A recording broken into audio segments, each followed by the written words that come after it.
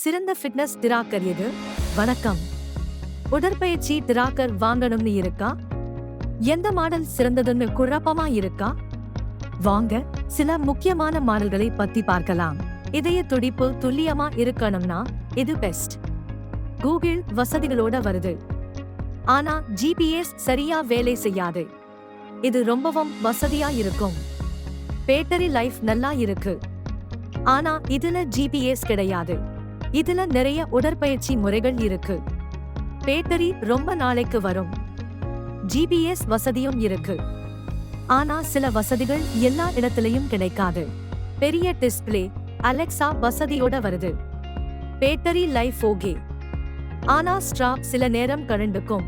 Battery life ரொம்ப சூப்பரா இருக்கும். லைட் வெயிட் டிசைன், ஆனா ஜிபிஎஸ் கிடையாது.